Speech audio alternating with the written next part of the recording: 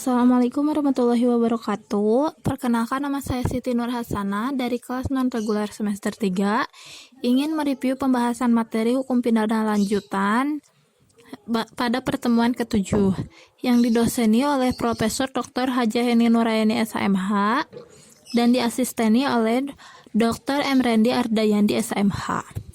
Jadi pada pertemuan ke-7 kali ini melanjutkan pembahasan materi pada pertemuan sebelumnya, yaitu tentang bab 3 atau perbarengan atau gabungan tindak pidana yang disebut juga dengan Simon Loop atau konkursus. B. Perbuatan berlanjut atau fortgesetze handling.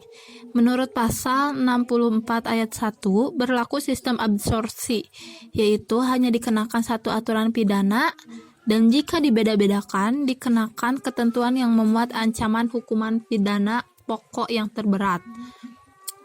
Pada ayat kedua, yaitu merupakan aturan khusus dalam pemalsuan dan perusakan mata uang. Dan pada ayat ketiga, yaitu merupakan ketentuan khusus dalam hal kejahatan-kejahatan ringan yang merupakan perbuatan berlanjut. Berikutnya ada syarat perbuatan berlanjut. Yang pertama, adanya niat atau perbuatan terlarang. Yang kedua, di antara perbuatan-perbuatan tersebut dilakukan tidak terlalu lama. Jadi, ada jeda waktunya. Dan yang ketiga, tindak pidana yang dilakukan harus sejenis.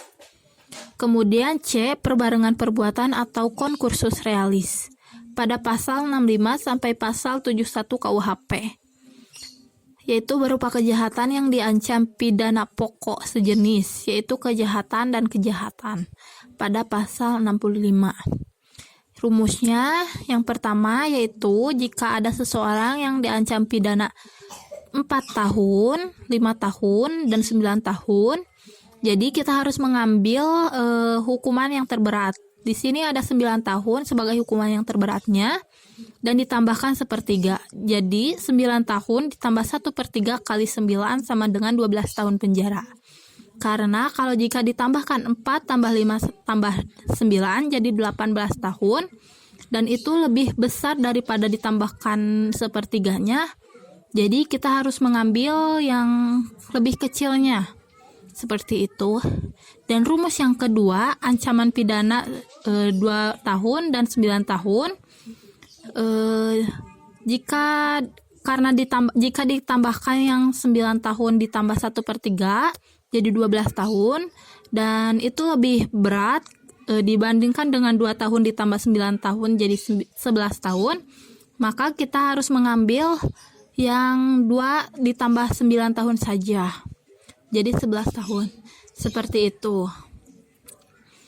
Kemudian berupa kejahatan yang diancam pidana pokok tidak sejenis yang berupa pelanggaran dan kejahatan pada pasal 66. Rumusnya sama saja, dijumlahkan tetapi tidak boleh lebih dari ditambah 1/3, seperti itu. Mungkin sekian pembahasan yang dapat saya sampaikan. Mohon maaf bila ada kesalahan. Wassalamualaikum warahmatullahi wabarakatuh.